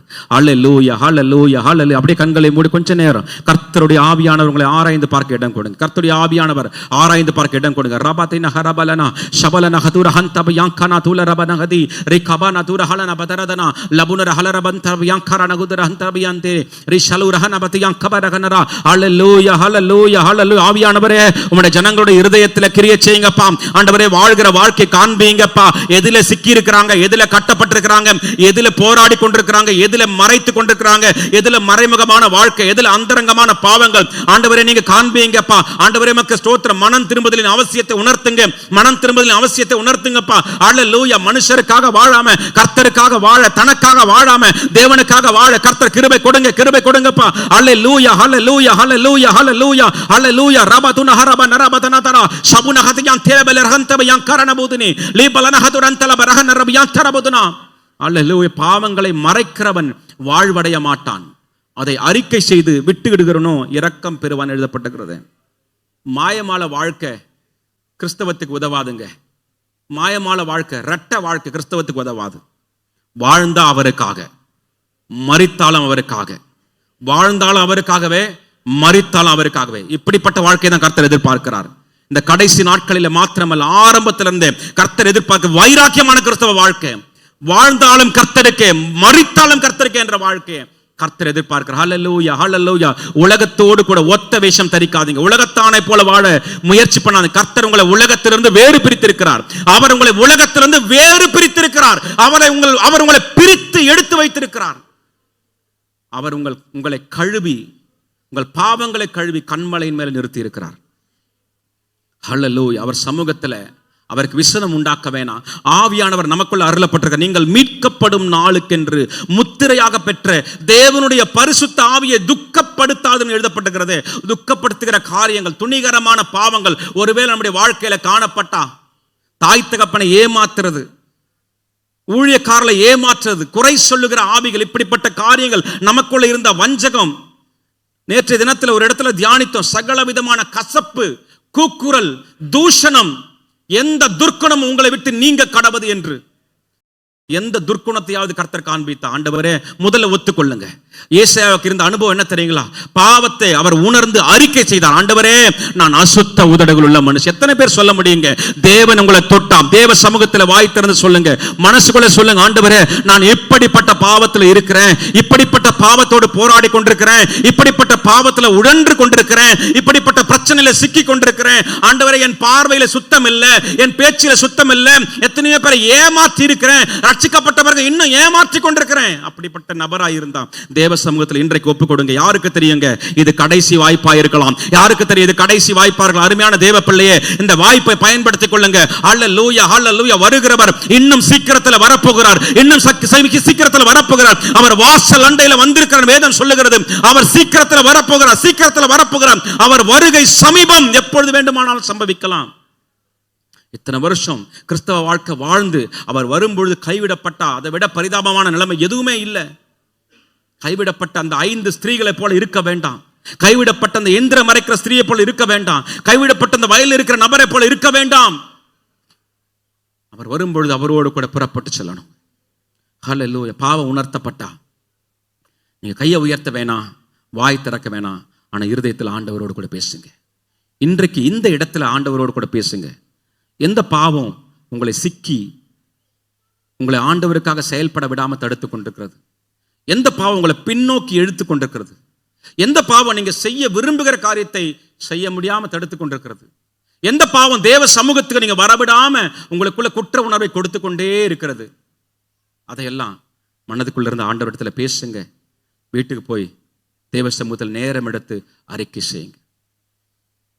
ஆண்டவரே, இந்த பிள்ளைகளோடு நீங்க பேசினதற்காய் ஸ்தோத்திரம், உணர்த்தினதற்காய் ஸ்தோத்திரம். ஆமென். அடுத்த வசனம் வாசிங்க. அப்பொழுது எப்பொழுது தேவன் உணர்த்தின உடனே எனக்குள்ள இந்த பாவம் இருக்குன்னு ஒத்துக்கொண்டாரோ, நான் பாவின்னு அவர் சொல்லல, என் உதடுகளிலே பாவம் இருக்குதுன்னு சொன்னார். ஸ்பெசிபிக்கா சொல்றார் பாருங்களேன். பொதுவான வார்த்தையை சொல்லல, என்ன பிரச்சனை இருக்குதோ அது அப்படியே வெளிப்படையா சொல்றார். அப்படி பாவத்தை அறிக்கை செய்த உடனே 4வது ஒரு அனுபவத்தை கர்த்தர் கொடுக்கிறார். என்ன அனுபவம் பாருங்க. அப்பொழுது சேராபீன்களில் ஒருவன் பலிபீடத்தில் இருந்து தன் கையிலே பிடித்த குறட்டால் ஒரு நெருப்பு தழலை எடுத்து என்னிடத்தில் பறந்து வந்து அதனால் என் வாயை தொட்டு, இதோ இது உன் உதடுகளை தொட்டதினால் உன் அக்கிரமம் நீங்கி உன் பாவம் நிவிர்த்தியானது என்றார். ஆமென். 4வது அனுபவம். 3வது அனுபவம் பாவத்தை அறிக்கை செய்கிற அனுபவம். 4வது அனுபவம் சுத்திகரிக்கப்படுகிற அனுபவம், சுத்தமாக்கப்படுகிற அனுபவம், பரிசுத்தமாகிற அனுபவம். தெரியுங்களா? நாம அறிக்கை செய்ய மட்டும்தான் நம்மளால முடியும். பாவத்தை நிவர்த்தி செய்ய அவரால் மட்டும்தான் முடியுங்க. அறிக்கை செய்தா போதும், ஆண்டவரே நம்மை தொட்டு சுத்தமாக்கிடுவார், ஆண்டவரே நம்மை தொட்டு பரிசுத்தப்படுத்திடுவார், ஆண்டவரே நம்மை தொட்டு சுத்திகரிச்சிடுவார். ஹல்லேலூயா. அப்படின்னு என்ன அர்த்தம் தெரியுங்களா? ஆண்டவர் நம்மை தகுதிப்படுத்தினார், அவர் நிறுத்தினாரு, நம்ம விழுந்து கிடக்கிறோம். ஆண்டவரே, இதனால தான் நான் விழுந்தேன் அப்படி அறிக்கை செய்யும் போது ஆண்டவர் திரும்பவும் எடுத்து நிறுத்துறாரு. திரும்ப விழுறோம், ஆண்டவரே நான் இதனால தான் விழுந்தோம் அப்படின்னு சொன்னா திரும்பவும் எடுத்து நிறுத்துறாரு. ஹல்லேலூயா. அவர் உங்க மேல வச்ச நம்பிக்கை இழக்கிறதே இல்லை. அதே போல அவர் உங்களை ஒரு நாளும் கைவிடுறதே இல்லை. ஹல்லேலூயா. நீதிமான் 7 தடவை விழுந்தாலும் திரும்ப எழுந்திருப்பான். அதுக்காக தாங்க சபை, அதுக்காக தான் ஆவியானவர், அதுக்காக தான் பிரசங்கம். ஆண்டவர் உணர்த்தும் போது நம்ம என்ன பண்ணணும்? யாருக்கோ சொல்றாங்க நினைக்காம என்னோடு கூட கர்த்தர் பேசுறார். அதை நான் சந்தோஷமா ஏற்றுக்கொள்றேன். பாவத்தை குறித்து பேசினாலும் ஆதி திருச்சபை ஜனங்க சந்தோஷமா ஏற்றுக்கொண்டாங்க. காரணம், தப்பு என்கிட்ட இருக்குது, உண்மைதாங்க. ஒரு பாவத்தை கர்த்தர் உணர்த்தும் போது இவர் ஏன் இதை பத்தி பேசுறாரு, இவர் ஏன் என்ன பார்த்து பேசுறாரு, இவர் ஏன் இப்படி பார்த்து, யாருமே என்ன சொல்லல, யாருமே அப்படி சொல்லிடாதீங்க. கர்த்தருடைய ஆவியானவர் சொன்னா உண்மைனா ஒத்துக்கொள்ளுங்க, இல்லைன்னா சந்தோஷப்படுங்க. ஆனா ஒத்துக்கொள்ளும் போது கூட எப்படி ஒத்துக்கொள்ளணும்? என் மேலையும் கர்த்தர் அக்கறையா இருக்கிறாரு, என் மேலையும் கர்த்தர் நோக்கமா இருக்கிறாரு, இத்தனை பேர் மத்தியில என்னுடைய பாவங்களை அவர் அறிந்திருக்கிறாரு, நான் பரிசுத்தமாகணும் கர்த்தர் விரும்புறாரு, என் மேல் அவர் வச்சிருக்கிற அக்கறைக்காய் ஸ்தோத்திரம்னு சந்தோஷப்படுங்க. அல்லேலூயா. அப்ப அறிக்கை செய்தால் மட்டுமே சுத்திகரிப்பு உண்டாகும். மறைத்தால் வாழ்க்கை முடிவு தான் உண்டாகும். அறிக்கை செஞ்சிட்டா விட்டுட்டா ஆண்டவர் நம்மை சுத்திகரிச்சிருவார். அடுத்த அனுபவம். பின்பு யாரை நான் அனுப்புவேன். 5வது அனுபவம்.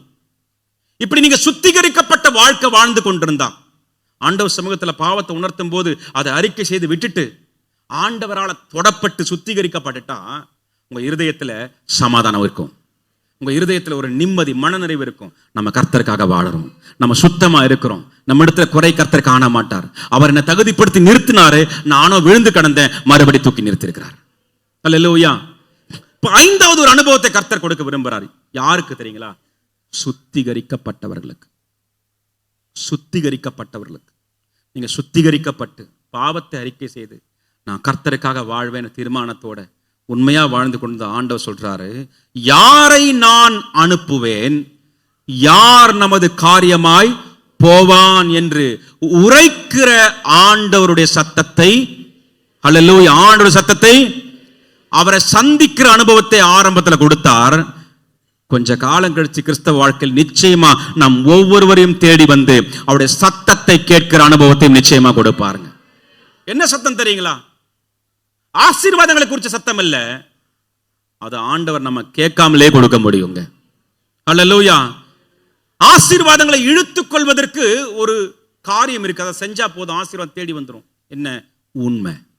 உண்மை உள்ள மனுஷன் கொடுத்த காரியத்தில் உண்மையா இருந்தா ஆசீர்வாதம் நம்மை தேடி வருங்க. அல்லேலூயா. ஆண்டவருக்கு உண்மையா இருந்தா, மனுஷருக்கு உண்மையா இருந்தா, சபைக்கு உண்மையா இருந்தா, ஊழியருக்கு உண்மையா இருந்தா நிச்சயமா அந்த உண்மை இருக்கிற இடத்துல ஆசீர்வாதங்கள் தேடி வரும். அல்லேலூயா. இங்க பாருங்களேன், யாரை நான் அனுப்புவேன், யார் நமது காரியமாய் போவான். இந்த சத்தத்தை கேட்கும் போது வேதனையா இருக்குங்களா? ஆண்டவர் யாரையும் பார்த்து நீ போறியா, உன்னை நான் அனுப்ப போறேன் சொல்லவே இல்லை.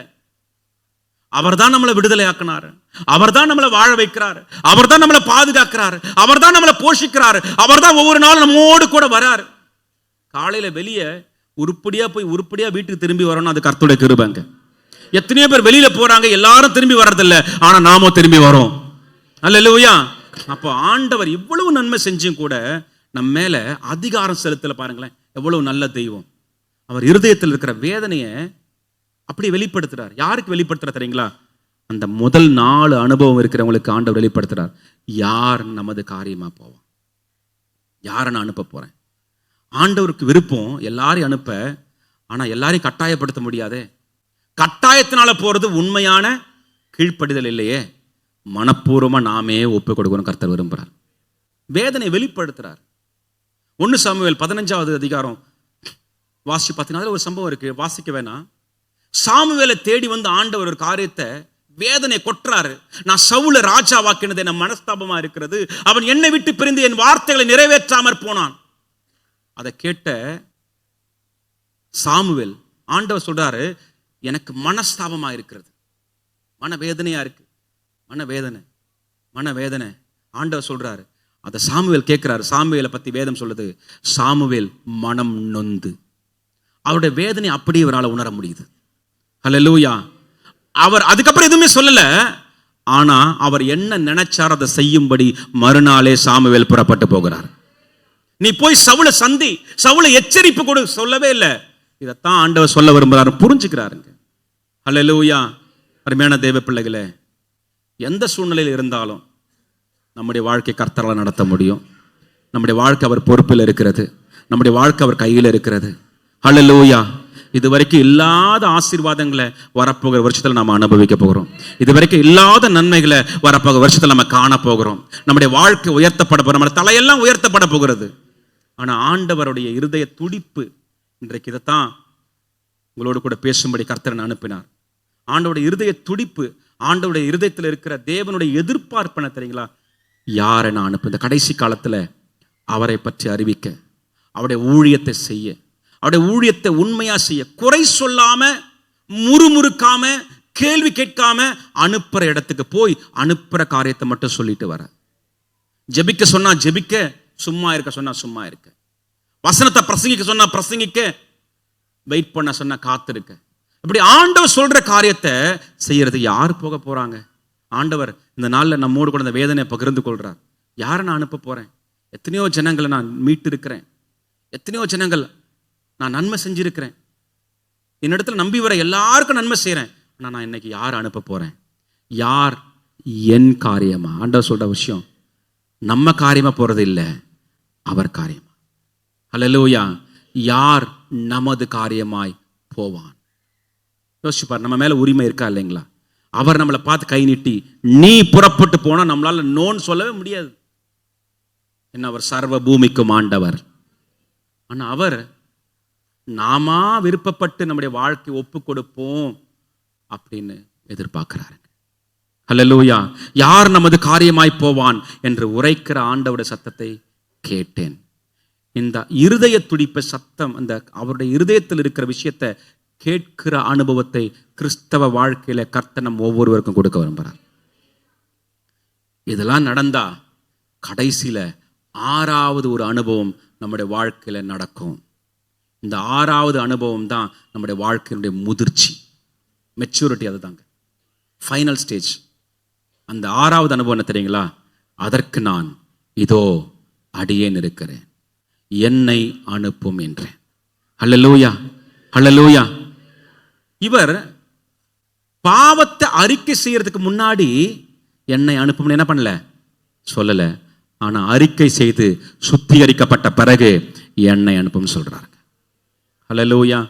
அருமையான தேவ பிள்ளைகளே, உங்களை கர்த்தர் பயன்படுத்த விரும்புகிறார், உங்களை கர்த்தர் அனுப்ப விரும்புகிறார். நீங்க போக விரும்புகிற இடத்துக்கு அல்ல, உங்களுடைய காரியமாய் அல்ல, அவருடைய காரியமாய். அவர் அனுப்புகிற எவ்விடத்துக்கும் நீங்கள் புறப்பட்டு போகணும். அவர் அனுப்புகிற ஜனங்களிடத்துக்கு நீங்க புறப்பட்டு போகணும். அவர் சொல்லுகிற வார்த்தை நீங்க சொல்லிட்டு வரணும். அவருடைய ஜனங்களுக்காய் மன்றாடி ஜெபிக்கணும். ஆண்டவர் சொன்னார், எத்தனையோ காரியங்களுக்காக ஜெபிக்க சொன்ன கர்த்தர் முக்கியமா ஒரு காரியம் சொன்னார், அறுப்பு மிகுதி, வேலையாட்களோ அறுப்பு, வேலையாட்களோ. நம்ம நினைக்கலாம், ஒரு கிராமத்துக்கு போறேன், ஒரு பட்டணத்துக்கு போறேன், சுவிசேஷ விதையை விதைக்கணும், அது விளைஞ்சா அறுவடை செய்யணும். ஆனா வேதம் சொல்லுகிறது, வயல் நிலங்கள் இப்பொழுதே விளைந்திருக்கிறது. உங்களுக்கு தெரியுங்களா, என்னுடைய வாழ்க்கையில ஊழியத்துல கண் கூட பார்த்திருக்கிறேன். நாம போய் இயேசுவை பற்றி அறிவிப்பதற்கு முன்பாகவே இயேசுவை ஏற்றுக்கொள்ள எத்தனையோ பேர் ஆயத்தமா இருக்கிறாங்க. இது எனக்கு இன்னைக்கு வரைக்கும் ஆச்சரியம்.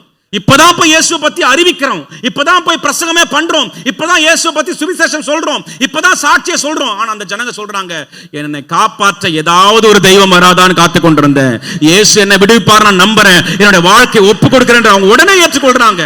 அப்படின்னு என்ன அர்த்தம் தெரியுங்களா? ரட்சிக்கப்பட ஆயத்தமாக. இந்த வார்த்தை நல்லா கவனிங்களேன். ரட்சிக்கப்படுவதற்கு ஏற்கனவே ஆயத்தமாக அநேகர் இந்த பூமியில் இருக்கிறாங்க. அவர்களுக்கு நேராக கர்த்தர் உங்களை அனுப்ப விரும்புறாருங்க. உங்களுக்கு நியமிக்கப்பட்ட ஊழியத்தின் நேராக கர்த்தர் உங்களை அனுப்ப விரும்புறார். உங்க வயசு கொஞ்சமா இருந்தாலும் சரி, அதிகமா இருந்தாலும் சரி, ஆண்டவரால் பயன்படுத்த முடியும். உங்க படிப்பு கொஞ்சமா இருந்தாலும் சரி, அதிகமா இருந்தாலும் ஆண்டவர் உங்களை பயன்படுத்த முடியும். நீங்க ஆணா இருந்தாலும் பெண்ணா இருந்தாலும் கர்த்தர் உங்களை பயன்படுத்த முடியுங்க. நீங்க எந்த நிலைமையில இருந்தாலும் சரி. பாஸ்டர், நான் போன மாசம் தாங்க ஞானஸ்தானம் எடுத்தேன், ஆண்டவரை பத்தி எனக்கு சரியா கூட தெரியாது. பரவாயில்ல, ஆண்டவர் உங்களை தொட்டது உண்மைனா உங்களுக்குள்ள உணர்வு ஏற்படும் போது அதை வெளிப்படுத்துங்க. ஆண்டவர் என்னோடு தான் பேசுறார், என்ன அனுப்ப விரும்புறார், என்னை பயன்படுத்த விரும்புறார். நீங்க உணர்த்தப்பட்டீங்கன்னா ஒப்பு கொடுங்க. அந்த அனுபவம் தான் கிறிஸ்தவ வாழ்க்கையில முக்கியமான அனுபவம். நிறைய சாதிச்சோம், நிறைய கட்டிடம் கட்டணும், நிறைய இடங்களை வாங்கி போட்டோம். ஆனா ஆண்டவர், எனக்காக நீ என்ன செய்தாய், அதுல முடிச்சிருவார். எனக்காக நீ என்ன செய்தாய், என் காரியமாய் நீ என்ன செய்தாய், என் காரியமாய் நீ போனாயா? ஹல்லேலூயா. பரலோகத்தில் இருக்கிற அவருடைய சித்தத்தின்படி செய்கிறவங்கள தான் பரலோகம் ஏற்றுக்கொள்ளும். ஹல்லேலூயா. விருப்பம் போல வாடுறவங்கள இல்லை, சுயநலத்துக்காக வாடுறவங்கள இல்லை. இவங்களாம் ரட்சிக்கப்பட்டது உண்மைதான். வேதம் சொல்லுது, எகிப்திலிருந்து எல்லாரையும் கர்த்தர் விடுதலை ஆக்கினாரு, ஆனா எல்லாரும் கானானுக்கு போய் சேரல. அப்படின்னா ரட்சிக்கப்பட்ட அத்தனை பேரும் பரலோகம் போய் சேரப்போவது கிடையாது. திரும்ப சொல்றேன், இது அதிர்ச்சியா இருக்கலாம். எகிப்திலிருந்து ஏறக்குறைய 20 லட்சம் ஜனங்கள் விடுதலையாக்கப்பட்டார்கள், ஆனா எல்லாரும் கானானுக்குள்ள போய் சேரல. எல்லாருக்கும் வாக்குத்தத்தம் கொடுக்கப்பட்டது, கானானுக்குள்ள கொண்டு போவேன், ஆனா எல்லாரும் போய் சேரல. வனாந்தரத்துல செத்து மடிந்தார்கள். வாழ்க்கை பாதியிலே முடிஞ்சிருச்சு. ஆனா விசுவாசித்தவர்கள், கீழ்ப்படிந்தவர்கள் பிரவேசித்தார்கள். ஹல்லேலூயா. எப்படிப்பட்ட ஜனங்களா நம்ம இருக்க போறோம்? அவருடைய சத்தத்துக்கு கீழ்ப்படுகிற ஜனங்களா இருக்க போறோமா, அல்லது நான் ரட்சிக்கப்பட்டேன் ஆனாலும் என் விருப்பம் போல தான் வாழ்வேன்ற ஜனங்களா இருக்க போறோமா? தீர்மானம் உங்க கையில. எப்படி அவரை பின்பற்ற தீர்மானம் எடுத்தீங்களோ, பின்பற்றணும் தீர்மானம் எடுத்து ஞானஸ்தானம் எடுத்தீங்களோ, அதே போல இன்றைக்கு கர்த்தர் உங்களை அழைக்கிறார் அவருடைய காரியமாய் போவதற்கு, அவருடைய ஊழியத்தை செய்வது. அப்படி எழுந்து நின்று நம்ம ஜெபம் பண்ணுவோமா? இருக்கிற இடத்துல அப்படி நம்ம எழுந்து நிச்சயம் பண்ணுவோம். ஹல்லேலூயா. Thank you Jesus. நன்றி செலுத்துகிறோம் அப்பா. ஹல்லேலூயா. எழுந்து நின்று 2 கரங்களை உயர்த்தி ஹல்லேலூயா. Thank you Jesus. நன்றி செலுத்துகிறோம் அப்பா. கண்களை மூடி இந்த கேட்ட சத்தம், நீங்கள் இப்போ கேட்ட சத்தம் ஒருவருடைய இருதயத்தை விட்டு மறையலை. உங்கள் இருதயத்தில் இப்போ இன்னமும் ஒலித்து கொண்டிருக்கிறது. என்னால் உணர முடியும். உங்களில் அநேகருடைய இருதயத்தில் இன்னும் ஹார்ட் பீட் எப்படி இருதயம் துடிக்குதோ அது போல இந்த சத்தம் இன்னமும் கேட்டுக்கொண்டிருக்கிறது. இந்த சத்தம் கேட்டுக்கொண்டிருக்கிறது. யாரை நான் அனுப்புவேன்? யார் நமது காரியமாய் போவான்? ஹல்லேலூயா, ஹல்லேலூயா, ஹல்லேலூயா. யாரை நான் அனுப்ப போகிறேன்? யாரை நான் அனுப்ப போகிறேன்? இந்த கடைசி காலத்தில் ஆண்டவருக்காக புறப்பட்டு போக, ஆண்டவருடைய ஊழியத்தை செய்ய, ஆண்டவருக்காய் அர்ப்பணிக்க, ஆண்டவர் சொல்லுவதை சொல்ல, ஆண்டவர் செய்ய சொல்லுகிறதை செய்ய, ஆண்டவர் சொல்லுகிற இடத்துக்கு புறப்பட்டு போக அவருடைய ஜனங்கள் தேவை. உலகத்தில் இருக்கிறவங்களை பயன்படுத்த முடியாது. தேவ தூதர்களை பயன்படுத்த கர்த்தர் விரும்பல. காரணம், கிருபைனா என்ன நமக்கு தாங்க தெரியும். சேற்றில கடந்தோம், பாவத்துல கடந்தோம், சாபத்தினால பாதிக்கப்பட்டோம், முன்னேறவே முடியாம பரம்பரை சாபங்கள் நம்மை தாக்கி கொண்டிருந்தது. மனுஷர் பேசின சாப வார்த்தை நம்மை தாக்கி கொண்டிருந்தது. வியாதி, பலவீனம், நோயின்னு பணமெல்லாம் செலவழிஞ்சு கொஞ்சம் கூட நிம்மதி இல்லாம வாழ்ந்து கொண்டிருந்தோம். தரித்திரமும் நம்மை ஆளுகை செய்து கொண்டிருந்தது. எவ்வளவு சம்பாதித்தாலும் மீதம் எடுக்க முடியலையே, இந்த கடன்ல இருந்து என்னால வெளியவே வர முடியலையே என்று வாழ்ந்து கொண்டிருந்த அநேகர் நம்ம இங்க இருக்கிறோம். என்னுடைய வாழ்க்கையிலும் இங்க குடும்பம் விக்கிரக ஆராதனை நிமித்தமாய் வந்த சாபத்தை அனுபவித்துக் கொண்டிருந்தது. தொடர் மரணங்கள் எங்க வீட்டில் நடந்துச்சுங்க. ஏன் மரிக்கிறார்கள் என்று தெரியாது. கர்த்தரோ எங்கள் மேல் நினைவாயிருந்தார். கர்த்தரோ எங்கள் மேல் இரக்கமாயிருந்தார். அவருடைய சபையை அழிக்க, அவருடைய ஊழியக்காரர்களுக்கு எதிராய் எழும்ப புறப்பட்டு போனேன். ஆனா கர்த்தர் என்னை அவருடைய பிள்ளையாய் இரக்கத்தினாலே மாற்றினார், கிருபையினாலே மாற்றினார். என் வாழ்க்கையின் திசை அவர் மாற்றினார்.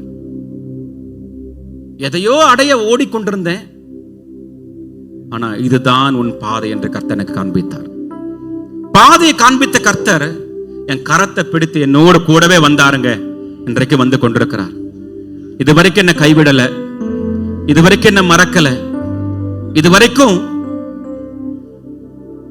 என்ன தூரமா தள்ளவே இல்லை. நான் ஜெபிக்க மறந்திருக்கிறேன், அவரை துதிக்க மறந்திருக்கிறேன், அவருடைய வார்த்தையை தியானிக்க மறந்திருக்கிறேன். அவரை சந்திக்காமலேயே பல நாட்களை ஆரம்பிச்சு முடிச்சிருக்கிறேன். ஆனா ஒரு நாளும் கர்த்தர் என்னை கைவிடவே இல்லை. ஒரு நாள் வந்தது, அவர் திட்டமும் தெளிவுமா என்னோடு பேசினார். யாரை நான் அனுப்புவேன்? யார் நமது காரியமா போவேன்? இந்த வசனத்தை வாசிக்கும் பொழுது ஒரு அழுகிற சத்தத்தை என் காதுகள் கேட்டது. ஒரு வேதனையினுடைய குரல், மனதுருக்கத்தோடு யாரை நான் அனுப்புவேன்? இவ்வளவோ ஜனங்கள் இருக்கிறாங்க, யார் புறப்பட்டு போக போறாங்க? யாரையும் கட்டாயப்படுத்த கர்த்தருக்கு விருப்பம் இல்லை. ஆனா அவருடைய இருதய துடிப்பை உணர்கிற யாராவது இங்க இருக்கிறாங்களா? அவர் இருதயத்தில் இருக்கிற வேதனையை உணர யாராவது இங்க இருக்கிறாங்களா? அவர் விரும்புகிறதை செய்ய, அவர் சித்தத்தை செய்ய, அவர் ஊழியத்தை செய்து முடிக்க யாராவது ஒருத்தராவது இங்க இருக்கிறாங்களா? ஆண்டவர் இந்த எதிர்பார்ப்போடு, இந்த வேதனையோடு கூட கர்த்தர் நம் மத்தியில் இருக்கிறார்கள். அருமையான தேவ பிள்ளைகளே, போதும், நமக்காக வாழ்ந்ததெல்லாம் போதும். நான் இதை சாதிக்கணும்னு வாழ்ந்ததெல்லாம் போதுங்க. என்ன பெருசா சாதிச்சிட போறோம்? கர்த்தருக்காக வாழ்வதை விட பெரிய சாதனை வேற எதுங்க? கர்த்தருக்காய் வாழ்வதை விட, கர்த்தருடைய ஊழியத்தை செய்வதை விட மிகப்பெரிய வேலை எது? இடத்துல சிலர் கேட்பாங்க, ஏன் ஊழியத்தை தேர்ந்தெடுத்தீங்க? நான் சொல்வேன், ஐயோ, நான் தேர்ந்தெடுக்கலங்க, அவர் தேர்ந்தெடுத்தாருங்க. இந்த உலகத்துல எல்லாரும் வேலை செய்யறாங்க. வேலை செய்கிற எல்லாருக்கும் ஒரு மனுஷன் எஜமானா இருக்கிறான். ஆனால் ஊழியம் செய்கிறவர்களுக்கோ உலகத்தை படைத்த தெய்வமே எஜமானா இருக்கிறான். அதனால ஜீசஸ், ஹல்லேலூயா.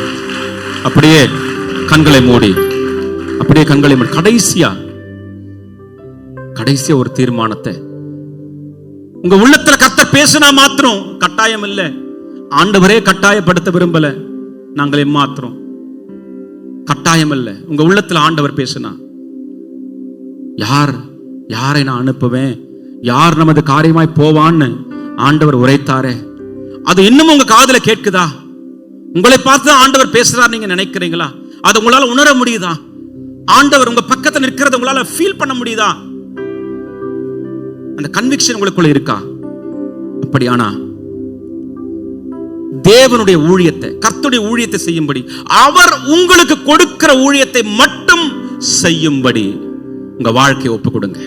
உங்களை இல்ல, உங்க மீதியான வாழ்க்கை முழுக்க இந்த நாள், இந்த நேரத்திலிருந்து கர்த்தர் வருகிற வரைக்கும், உங்க வாழ்க்கை முடிகிற வரைக்கும் உங்க வாழ்க்கை அவருக்காகத்தான் இருக்கணுங்க. அவருடைய ஊழியத்தை செய்ய எத்தனை பேர் ஒப்பு கொடுக்குறீங்க? ஒப்பு கொடுக்குறீங்க. உங்க வலது கரத்தை உயர்த்துங்க. இது சாதாரண தீர்மானம் இல்லைங்க, உங்க வாழ்க்கையில மிக முக்கியமான தீர்மானம். கலப்பையின் மேல் கை வைத்து பின்னிட்டு திரும்புகிறவன், திரும்பி பார்க்கிறவன் தேவனுடைய ராஜ்யத்துக்கு தகுதியானவன் அல்ல. தீர்மானம் எடுத்தா பின்வாங்க முடியாதுங்க, தீர்மானம் எடுத்தா பின்வாங்க முடியாது. ஆனா வேலையோ மிகப்பெரியது, வேலையோ மிகப்பெரியது. ஒப்புக்கொடு. நல்ல வலது கரத்தை உயர்த்துங்களே.